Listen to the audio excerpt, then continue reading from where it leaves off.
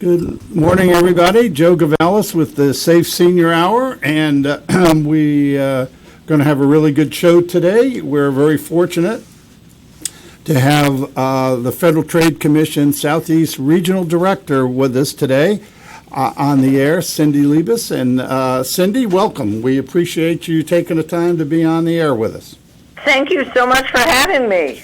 It's an honor, and I know when we've talked before, kind of compare at federal careers, and you've seen a lot of things in the fraud area come and go, and I was shocked to learn about how old the Federal Trade Commission is and what they do. So if you've got a minute, give us a little of your background for the listeners all over the country and around the world, and what the scope of the Federal Trade Commission, what you all look at.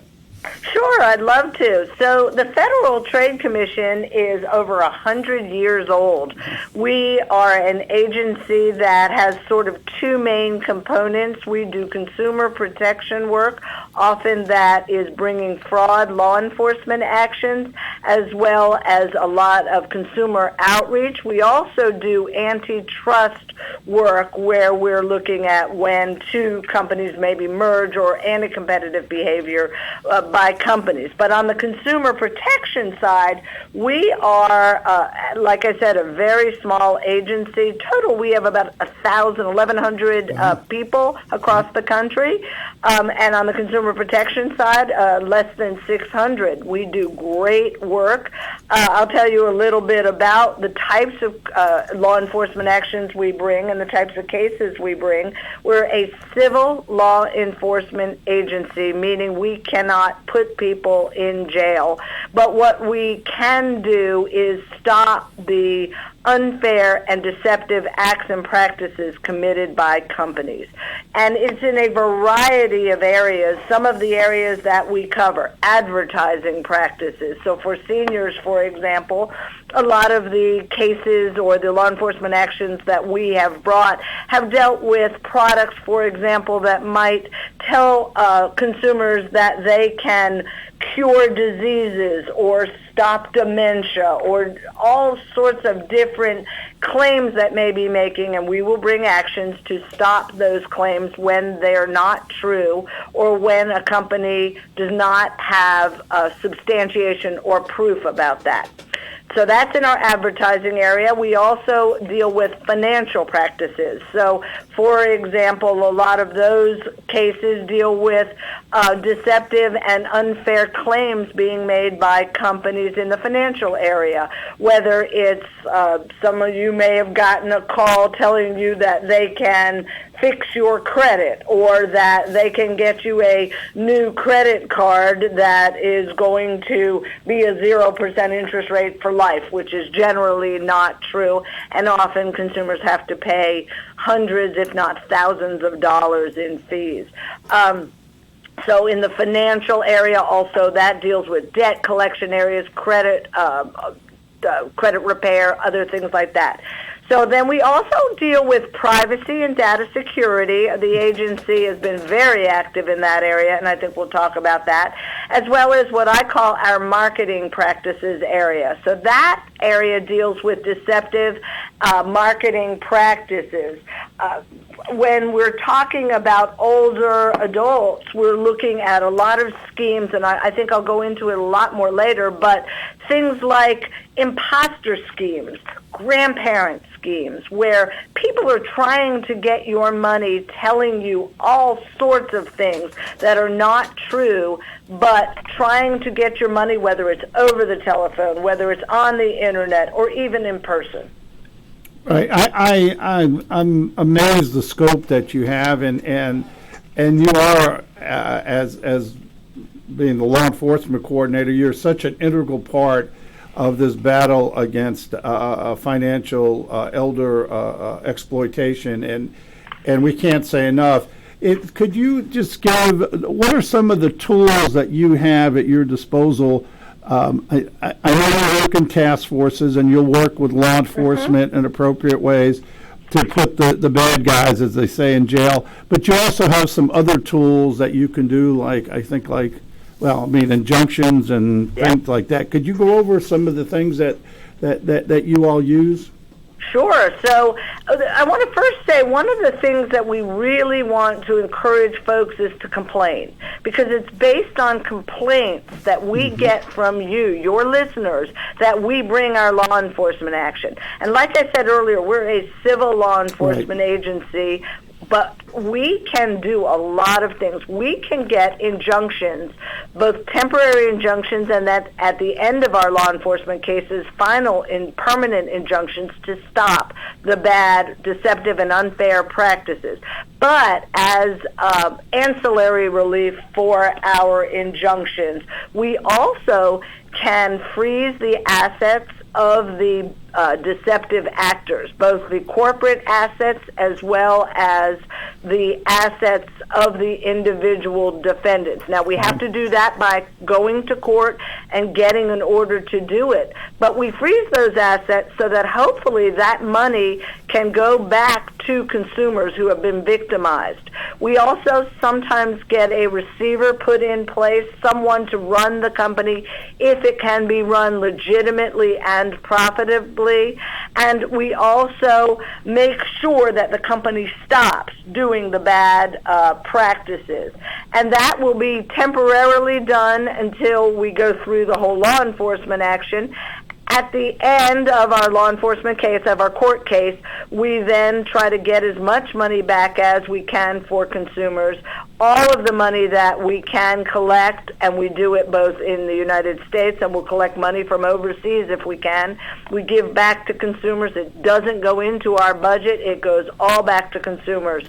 And we have given back millions of dollars every year to consumers who have been victimized by these frauds. So, if I can just chime in here, I think your points are just absolutely well taken. And for our listeners throughout the United States, we've got to remember this is a federal government agency. Your actions primarily, if not exclusively, are taken in federal court. Yes. And that, as in any law enforcement agency, be it civil or criminal, they're only as good as the information that comes in. There's, what'd you say, 600 or 800 that are working on the financial side or on the scam side. On the whole consumer protection side, okay. Yeah. So the only way people can take action is when citizens file a complaint, or individuals who have been scammed or who have been involved, and they come in to you. And is there I'll be honest with you, I don't really know the answer. Do you have like an 800 number or a website that people can go on? And I want to repeat that over and over again as we go through here. Oh, that's great. The best way to report scams is to either call the FTC at 1-877-FTC-HELP, which is 1-877-382-4357. I'm going to repeat that. Sure. 1-877-382-4357. Or easier than that is, if you have access to a computer, go online to www.ftc.gov/complaint. And you can file a complaint with us. But let me tell you something else that even makes it easier. Sure. You can also file a complaint with the Better Business Bureau, for example, and all of their complaints come into a database that we maintain called the Consumer Sentinel database. That database houses millions of consumer complaints. So from the Better Business Bureau, from AARP, from state attorneys general's offices. Just the point I want to make is, please complain if you think you might be victimized, or if you have been victimized, or even when you receive a call and somebody is telling you something that just doesn't ring true. We want to hear about that. And the reason we want to hear about that is exactly what was just said. Based on those complaints is how we bring our law enforcement actions, but also how law enforcement agencies nationwide, all across the country, but worldwide also, can access those complaints in our Consumer Sentinel database, and they use those consumer complaints to form the basis of their actions, their law enforcement, their criminal actions, to put these guys either behind bars or, for in our case, to stop them from doing what they've been doing, and hopefully to get money back for the people they victimized. Well, I think that's so important, and I think we discussed. I was at a seminar, actually it was put on by a federal agency for law enforcement and for regulatory agencies, and we asked what's the best way we can help try to stop these financial exploitation of the seniors from out of the country type scams. And their argument was pretty clear. We asked them, give us the top 3 things we can do. And their answer was education, education, education. Mm-hmm. And that's what this show is doing. It's out educating everybody what to do, where to file a complaint, what you can do. And what you just said, you can't make it any easier than having an 877 number to call, a website, your Better Business Bureau, or getting it to local law enforcement. I know we're going to, in the North Georgia area, we're going to, thanks to Media, we're going to try to bring more recognition to people filing their complaints with you or through you from the law enforcement community. And that is so important. It's working with what I call our partners, whether it be a law enforcement agency, a local one, a state law enforcement agency, a federal, the FBI. We work very, very closely with criminal agencies, with other civil agencies. We work very closely with our partners because together we can hopefully beat this problem and stop these crooks from getting money, from victimizing consumers, older adults, who are often victimized out of quite a lot of money with some of these scams. Right, as we said, they are prime for the professional scammers to target, and they do target. And unfortunately, what we've been told from the law enforcement people, they're targeting rural America.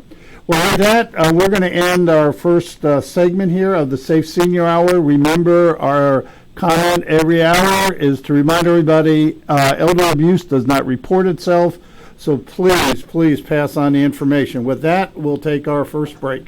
The Docs for Patient Care Foundation is your way to join the fight and become a member of an organization created by doctors for patients dedicated to fighting for your healthcare freedom and preserving the doctor-patient relationship. Get a pen and paper. Write down www.docsforpatientcarefoundation.org. Do you want to bring up what just happened to you? Because that's our next segment. Go to our site and please make a generous tax-deductible donation. Do you want to talk to her? Or? Thank you. No, I'm just... 45 years of experience is behind their most trusted name in auto transportation. Passport Transport, the first and finest today. That's why Passport Transport is the preferred auto transport for larger auto manufacturers, concours, museums, tours, and collectors, and should be your choice from across the state to across the country. When you have the need, go to PassportTransport.com and enjoy the peace of mind referenced experience will give you. Passport Transport. This is Ron Camacho, host of the Business Hour, on Fridays from 10 to 11 a.m. Join me as I talk with passionate professionals on a program that profiles the best businesses, business professionals, business practices, and fascinating individuals to get an insider view of how America works. 10 to 11 a.m. on America's Web Radio. You're listening to America's Web Radio and the AmericasBroadcastNetwork.com. Thank you for listening. Welcome back to segment 2 of the Safe Senior Hour, and we're very honored today to have the Southeast Regional Director of the Federal Trade Commission, Cindy Liebes, with us on the phone. And Cindy, we certainly appreciate you taking the time to be on today. as we learned in our first segment, the scope of the Federal Trade Commission is very broad, but you are certainly the very consumer-oriented agency. Yes. And I think people got to remember that they're here, as I said, part of the federal government. And again, if we can just start, if you have any, in this segment, we're going to talk about some current matters that I've seen going out speaking to seniors, and I think we're going to raise another issue here. But again, if people out there have any scams that they want to report or anything dealing with consumer type frauds, you want to give them that number again and how to do it? Yes. So the number that you can report scams to is 1-877-FTC-HELP or 1-877-382-4357. That's 1-877-382-4357. Well, I came across two scams, and then just talking here with David here in the studio, he just saw an attempted scam on him. I don't know, David, if you want to address it to just to let people know what's going on now. Sure. It's and this is a very narrow field, so I'm not talking to very many people, but fortunately, my grandfather took care of me many years ago, and we own some oil royalties in Texas, and I got a very disturbing email from a lady over the weekend, and it said that some of our stuff that we had filed 18 years ago had been rejected, and I didn't know what the heck was going on. And of course, on Sunday afternoon, you can't get anybody to talk to, and then I finally got a hold of her today, and she said, one, she didn't send the email, so her files, and this is with a major oil company and gas company. Gas, in fact, people would be very well aware of the name of it. I don't want to say it, but everybody knows about this company. And the deal was that my stuff had been rejected, and they couldn't send me, they wouldn't direct deposit my royalty checks anymore. And that I hadn't filed the right paperwork in Texas, that the probate had to be filed in the county. Well, you know, this is crazy. I knew it was crazy. You file the probate in the county in which the person dies. So I knew I was right and they were wrong, but here it was that all of my stuff was being rejected. And finally I got a hold of the lady that had sent it today, or I thought had sent it, and she hadn't sent anything. So this major oil company, their files have been hacked into, not only of their personnel, but also of people that they do business with, which I was one of them, or I am one of them. And, you know, I guess, Cindy, the thing that Joe and I talk about is that, you know, you get some old person like myself, and, you know, one, it'll scare the heck out of you, the scams. And, and two, then we don't necessarily know what to do. And that's even scarier, that, you know, somebody, and you think, well, you know, it all looked legitimate on the surface. And then the more I read, the more I said, well, whoever this is doesn't know what they're talking about. And you did exactly the right thing. You said, you looked at it, you thought about it, you didn't just react immediately, you thought about it. I don't know if you talked to others about it. Sometimes when we say it out loud or talk to someone else, it starts sounding not real or too good to be true, or wait a minute, this doesn't make sense. But the other thing you did, you said you called the person you knew to deal with. And sometimes that's what you need to do. If you get an email or a solicitation, don't just take it at face value. What you need to do is, for example, if it's from your bank, or from an investment company, call the investment company or the bank at the number that you've been dealing with, or your credit card company. Do not call the number in the email, because oftentimes that number is connected not to the legitimate company, but to the company that is trying to get you to send them money or give them your information. This was what got me too, was that I sent this person a rather blistering reply yesterday, and as soon as I sent it out, hit the send, an email came back from her that she couldn't respond because she had retired from the company.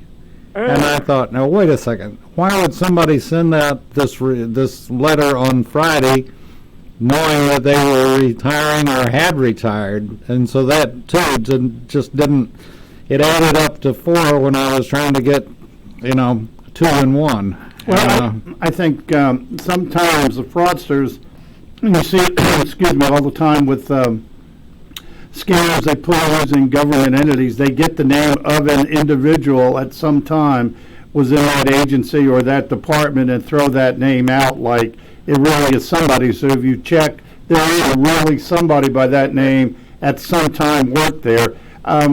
Exactly. And that information is often public, so they can get my name, for example, and use my name. It appears legitimate, but it's not. I have a question, and I think this is from the seniors that I speak to, the consumers. Okay, David got this complaint. He's addressing it. What should he do to help you all? Should he call this number, or should he and say, by the way, I just got this attempted scam? I mean, I didn't do it. Is that helpful, or do you just... It's very helpful, and I'll tell you why it's helpful. Even if you don't send money to the company or give them your personal information, what makes David even more helpful, or just as helpful as those who have been victimized, is that often if, let's say, he talked to the person, he can tell us exactly what happened. He's not hoping to get money back because he didn't lose any money.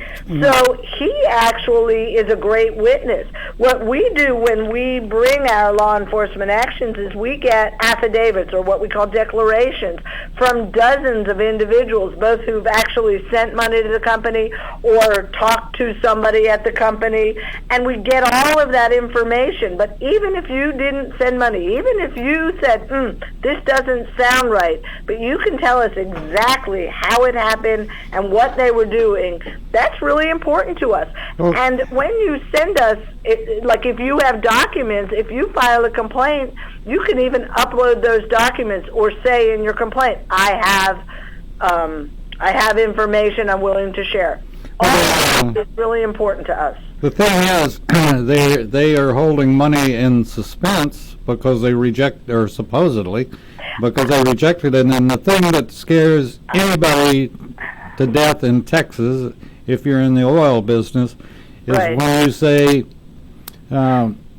RRC. That's TRRC. That stands for Texas Railroad Commission. And they're in charge of all oil and gas.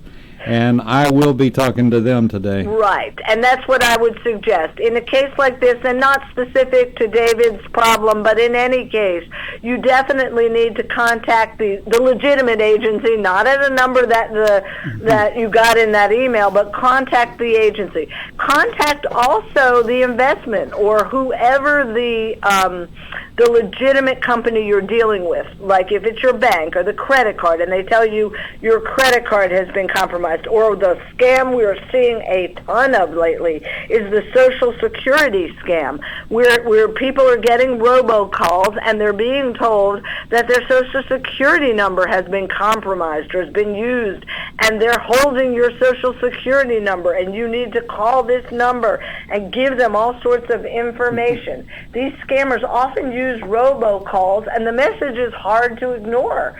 And so you may be told to press 1, or they're spoofing it, looking like it really came from the Social Security information. These people want your money, and they want your personal information. And more important, that is their job. This is not an afterthought for them. They do this every day, all day long. So they're professionals at it. That's what they're trying to do.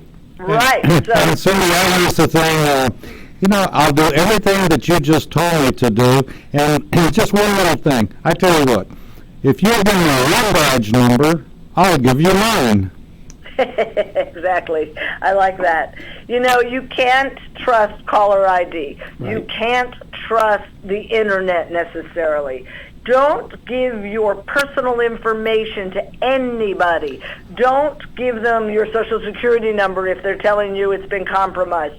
Don't give your bank account information if they say we're from your bank and we need your bank account information because you've been scammed.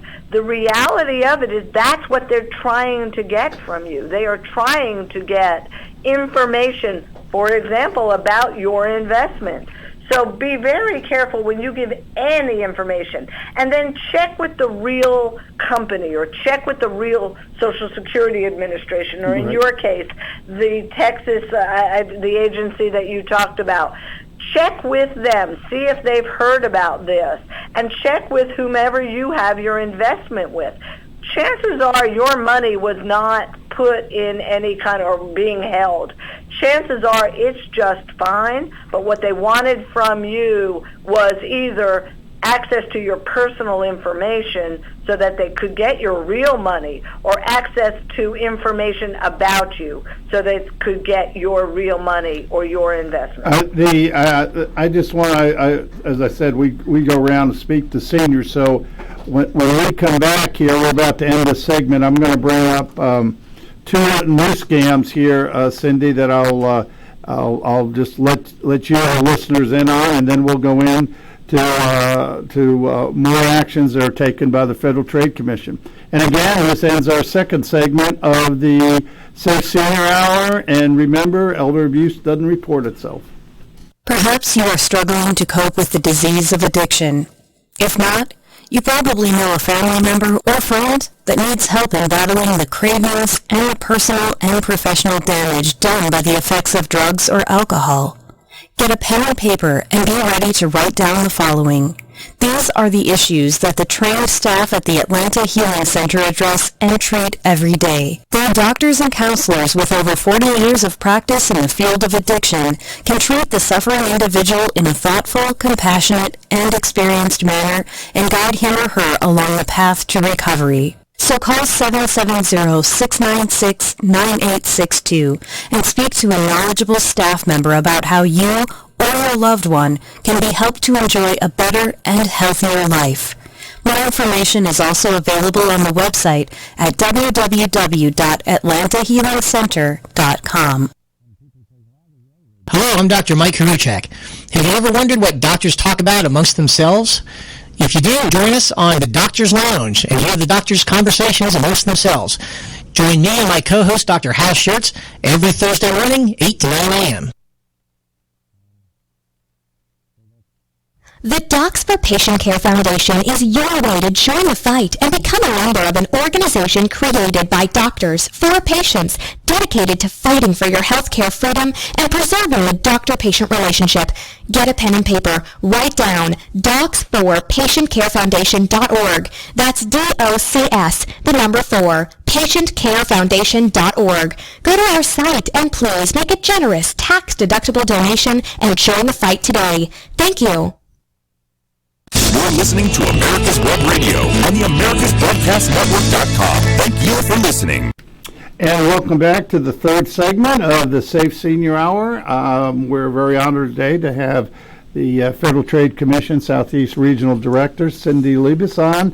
And Cindy has been very informative and just enlightening us all on the scope of the Federal Trade Commission. And in the last segment, we were talking about some new scams, and a new scam that David spoke about had an issue. Well, there are two scams that I was talking or speaking with seniors and law enforcement that came up that I really hadn't seen. And one, it's a grant scam. I don't know, Cindy, if you've heard about this. Oh, yeah. Oh, okay. Well, they call up and they say, give us your information and help And then the next thing, you'll see celebrities calling or emailing people soliciting money. And I had not seen that, nor had the law enforcement people in Georgia. And there were some very prominent alleged entertainers that were whose names were being used. And then the other scam, was told to me by law enforcement, is the heritage, your heritage scam, where they ask you Medicaid and such information because with your Medicaid you get a free running for your family tree or heritage. Have you run into that one? I've not, but I've heard of that. I've heard a lot of times that can be Medicaid fraud where they're doing that. We don't handle Medicaid fraud. That would be Medicaid or Medicare. But I know that a lot of times if somebody is telling you to fill out information and they can get you some sort of information about your genetics, you should be very wary if they're just soliciting you out of the blue, because you got to be very, very careful. That's exactly. That. They get the basic information from you by saying they're with the Medicare to verifying it, and you turn that over, and they said for your cooperation, you now will be able to have your to participate in running your DNA and your history, and then they come out and hit you for money here and money there, and it's never really run or any situation like that. So it's something that for everybody to keep track of. And again, if it's too good to be true, it's not true. Usually. Yeah, the government is generally not going to reach out to you and say, here, fill out this information for us. Government imposter scams take on all sorts of different, they can look very differently, but oftentimes they will imply that they are affiliated with the government, and they will tell you, hey, you need to get this from us. But what they want is your personal information or your money. Be very, very careful before you do that. The other scams that we are seeing a lot of, and I know that you and I have talked about this, are other imposter scams, romance scam, and the grandparent scam. And that actually happened to my father, the grandparent scam, where the scam artist told my dad that they were my nephew and that he had been injured in Mexico. It was not true, but he actually was told to go down to the CVS and to get a reloadable card. At the time it was a Green Dot card. Now they're often using iTunes card, and to send that to my nephew who was not in Mexico, and my dad did it because he was so worried, thinking my nephew had been injured. They called him back after he sent the first money, and he went back to the CVS, and luckily the person at the CVS store said, wait a minute, this is a scam, and called my brother, and it turned out it was a scam. And what I tell you is, when somebody tells you to react immediately or put money on some sort of reloadable card, it's most likely a scam. Take some time, think about it, and talk to someone about it. If my dad had called my brother, he would not have lost that money. And he was very lucky that that person at the CVS drugstore knew enough to tell him, wait a minute, slow down. And if you can pass on that information to those who you love, to your friends, to your relatives, to those in your family, if you can tell them, slow down, think about what you're being told, think about what that person told you over the phone, chances are it's not your grandson or your nephew, and it's not somebody in trouble. We're also hearing about kidnapping scams where they're claiming to have kidnapped someone in your family. And oftentimes they just play on your emotions. Right. Remember, and that's what we tell people, first of all, and we say it emphatically, the federal government, the state government, the county government, city governments don't want you to pay anything in iTunes cards or in Green Dot cards. They want cash, cashier checks, something. They don't accept it. So when somebody says you need to pay a fine, but we'll accept Green Dot cards, the antenna should go up and say, whoa, I don't want any government that does that. Right. Number one. Government, and the number government two, doesn't want to be paid that way. right. And number two, Cindy, I just love what you just said, and we try to tell all the seniors, have somebody that you can bounce these things off of. When somebody says it has to be done now, tell the story of somebody that you trust, whether it be a relative, whether it would be your pastor, your rabbi, your priest, whoever, somebody in a government agency that you know, because people will say, "Whoa, slow down, let's see, did you call and check on this?" You independently call, and they pray on, and we always start in our seminars about why are seniors being targeted. Well, we are trusting people. We usually save a little bit of money, but we love our kids and our grandkids, and they play on all that to get to the money. As you said, it's all about the money.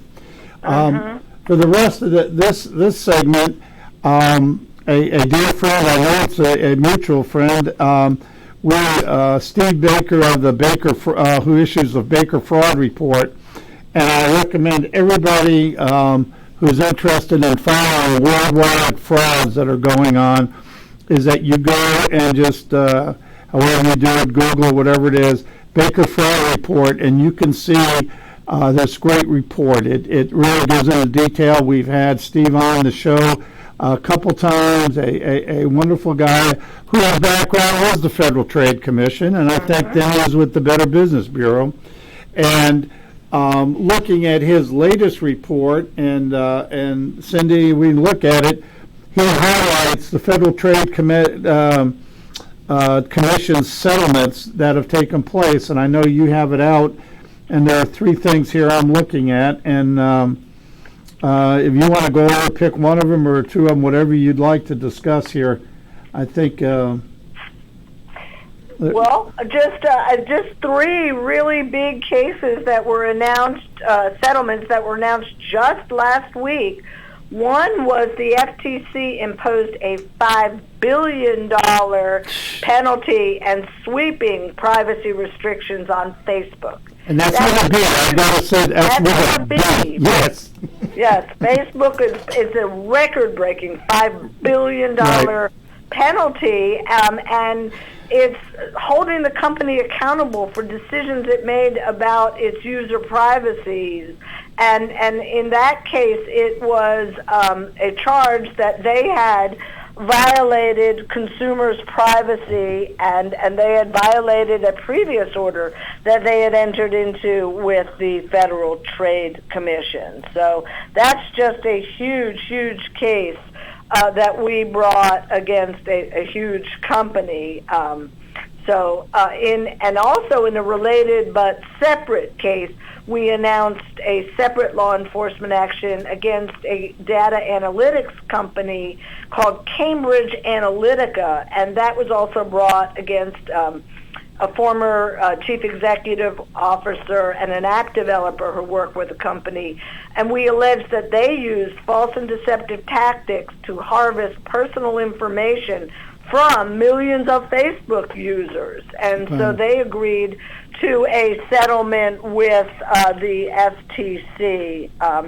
And then finally, also last week, and again, we had a busy last week, we announced a settlement with one of the three largest credit reporting agencies, Equifax, and for a very large data breach that occurred that affected millions of consumers, and Equifax has agreed to provide up to $425 million to help consumers who may have been adversely affected by the data breach, and an additional $275 million in penalties to the states and the Consumer Financial Protection Bureau, which is a total of $700 million that the company had to pay, which is a significant financial hit. It also allows consumers to get some they can get information to see if they've been impacted by those data breaches, as well as to get certain benefits from the settlement. And I encourage folks to go to the FTC's website, and you can read all about what you need to do at www.ftc.gov. But the company will also provide credit monitoring to consumers and also payment amounts as part of the settlement. So I do encourage everybody to go look at the FTC's website and to read a lot more about that and how to file a claim if they are interested, and how to get the credit monitoring if they're interested. I think, what we talked about earlier, some of the different actions that the Federal Trade Commission take place, and I see also on the Baker Fraud Report that, how it directly affects the consumer. The Federal Trade Commission were returning $708,000 to small businesses ripped off by unordered cleaning supplies and light bulbs. You don't know how many small companies I've heard, people own small companies, who talk about this and say, boy, it's not a lot of money, but we got ripped off. Well, you've got to let the government know, because you put these pieces of the puzzle, and as you know, and from my 30 years experience in law enforcement, it's not like a TV show. You don't do it in a half hour or an hour. It takes time, and you put pieces of a puzzle together, and your piece of the puzzle, where you might have got scammed by somebody taking you for unordered, as they say here, cleaning supplies and light bulbs, but you put your information with 2,000, 5,000 other people, you will see action by the government, probably in some, whether it be a civil or criminal action. You concur? Right. Oh, I agree wholeheartedly, yes. And like he said, it's not just consumers, the actual individual consumers that are victimized. Small businesses are often victimized equally as much. We actually have a whole what we call like a mini website, but dedicated for small businesses, so that they can see what are the scams out there that are targeting them. I encourage everyone that's listening to also sign up. FTC has a consumer blog, and we issue fraud alerts. What are the most recent frauds that are out there? And our consumer blog gives you that information. Or if you're a small business person, go onto our website. And I really encourage you to read about what is happening. What are the scams that are targeting consumers? So, one of the things that we see targeting small businesses as well as older Americans is a tech support scams. I don't know if you've heard of those, but where somebody either will call you or you'll get an email on your computer and telling you have a virus. They'll imply that they're somehow affiliated, or they'll claim to be affiliated with Microsoft or some other large tech company, and you'll be really scared because you're thinking, oh my God, my business computer or my personal computer, I can no longer use it, and sometimes it'll have all sorts of noises, and so you'll call this company and often let them remote into your computer. Imagine what they're getting in your computer if they're remoting in. And we'll go into the next segment. We have just a kind of a wrap-up segment of some more issues that are happening. So with that, we'll end our third segment of the Safe Senior Hour. And remember, elder abuse doesn't report itself. Report it to some people. Perhaps you are struggling to cope with the disease of addiction. If not, you probably know a family member or friend that needs help in battling the cravings and the personal and professional damage done by the effects of drugs or alcohol. Get a pen and paper and be ready to write down the following. These are the issues that the trained staff at the Atlanta Healing Center address and treat every day. Their doctors and counselors with over 40 years of practice in the field of addiction can treat the suffering individual in a thoughtful, compassionate, and experienced manner and guide him or her along the path to recovery. So call 770-696-9862 and speak to a knowledgeable staff member about how you or your loved one can be helped to enjoy a better and healthier life. More information is also available on the website at www.atlantahealingcenter.com. Whether cruising the strip in a 57 Chevy or taking the family on a vacation in a 71 Oldsmobile Vista Cruiser, you need to tune in to Classic Cars with Steve Ronaldo and Jim Weber every Saturday from 8 to 9 a.m. on americaswebradio.com.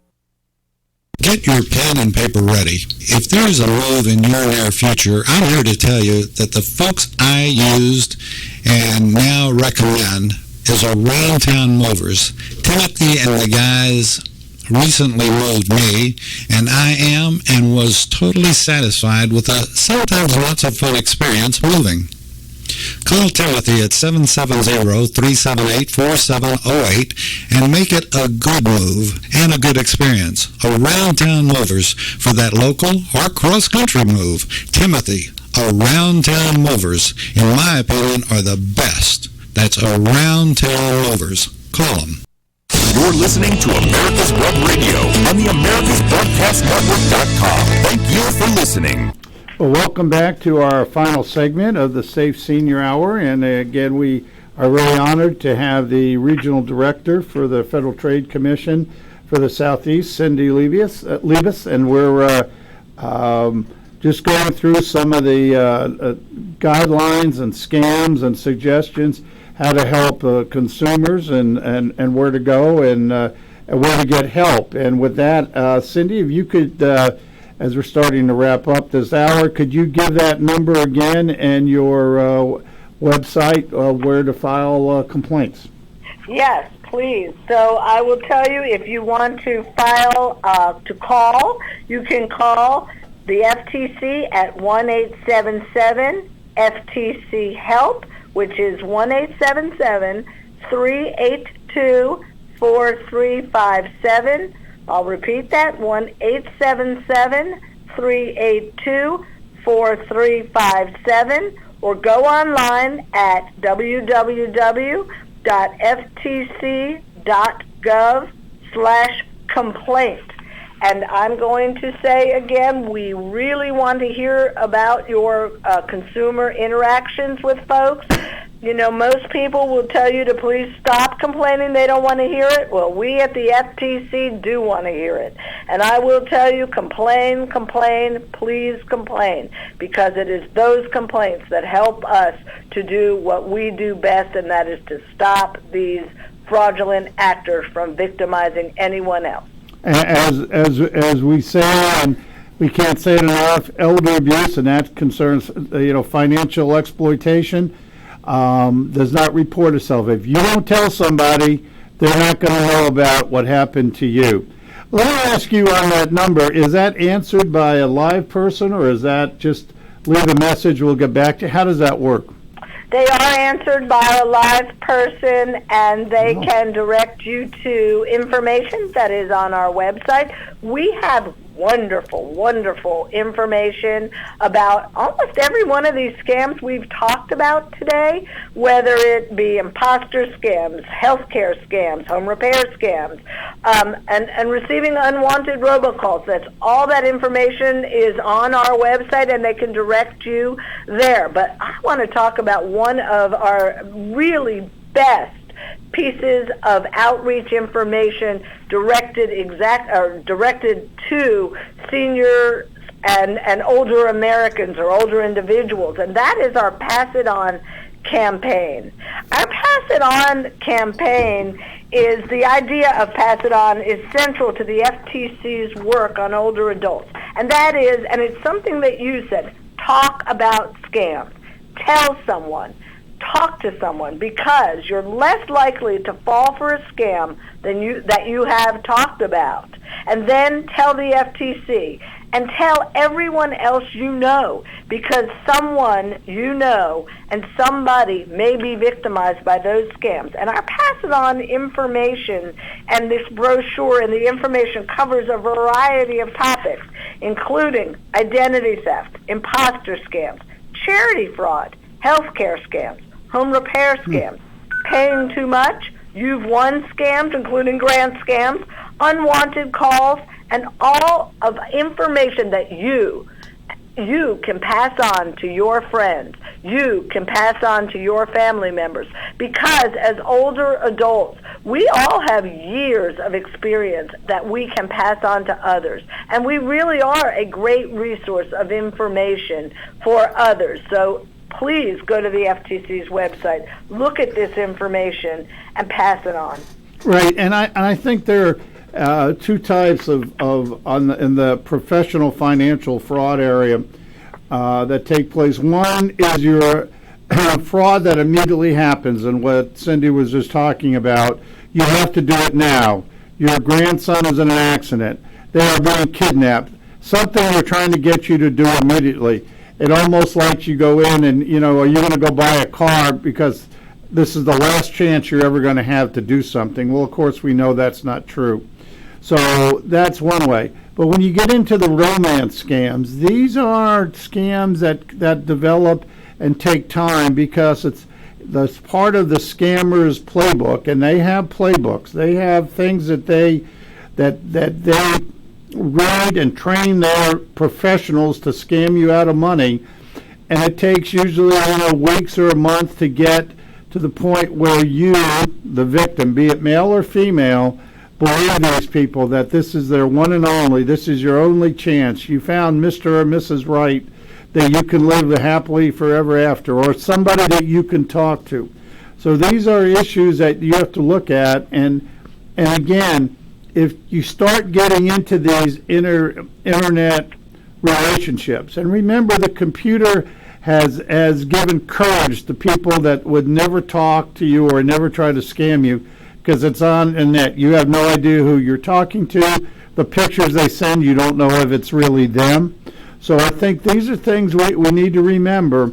And it gets to a point, and Cindy, I think that you would concur, that when a senior has put, as they say, their toe in the water and paid a little bit of money, and then it's a little bit of money, and then all of a sudden it gets to a point they're embarrassed to tell anybody. And the money just goes and goes and goes, and it's awful hard when they've been really taken for a lot of money. Do you concur? Oh, I agree. So often we find that, in especially like a romance scam or even a grandparent scam, or some of these scams that go on for a long time, they'll keep trying to get more and more and more money. Especially with these romance scams, they really hook people in. They really play on their emotions. And quite often what we found is these scam artists are not even in the United States. They may not even be of the opposite sex. They may be somebody, if it's a woman being scammed, it may be another woman pretending to be this wonderful man. And the picture that they're sending you isn't even the person. The things they're telling you are not true. You really have to think about it when you meet someone online.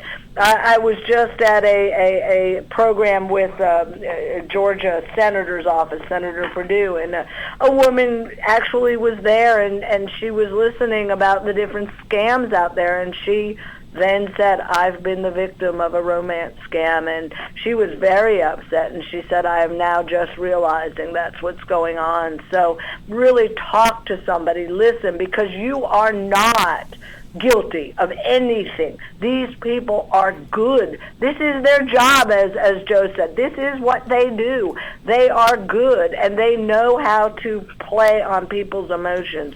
So you have to even be more empowered. You have to be better and say, wait a minute, I'm not going to fall for this. And some of the scams are simple, where you plan to meet them, and all of a sudden the trips, they cancel the meeting. They have to do something else. Or they're coming by through your town, and they all of a sudden that meeting's canceled.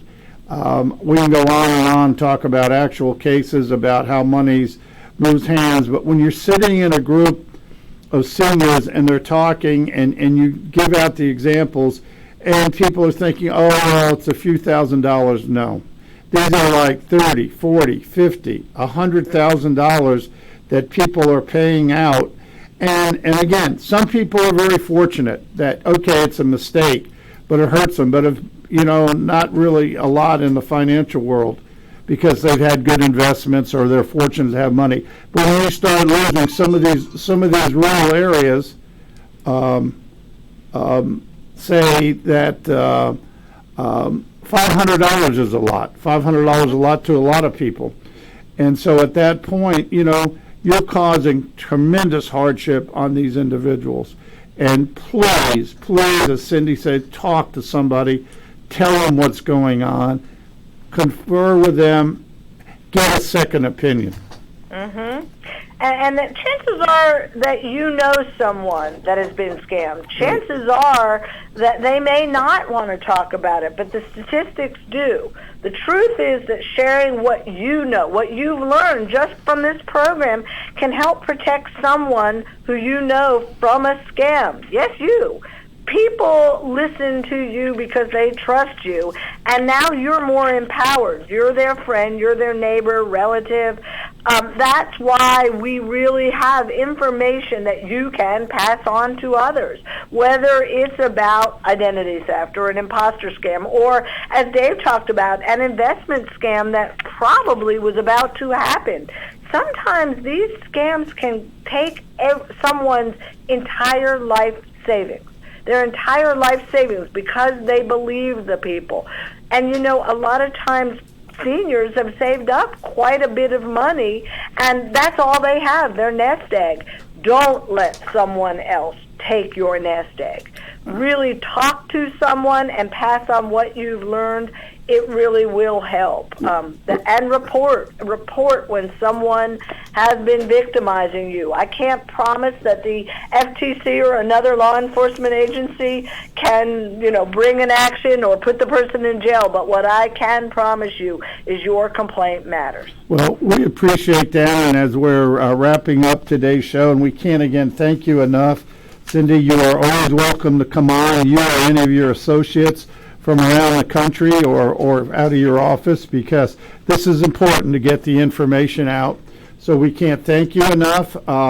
If you can give us, just as we're wrapping up, that telephone number again, real quick, to call. I will. It's 1-877-382-4357. Again, 1-877-382-4357. Or go to ftc.gov/complaints. If you get a scam call, an illegal robocall, whether or not you've been victimized, please report it. We want to hear about who is either victimizing or attempting to victimize you. But we also have great information on our website that can help you protect yourself. We really appreciate you coming on. We look forward to working with you again.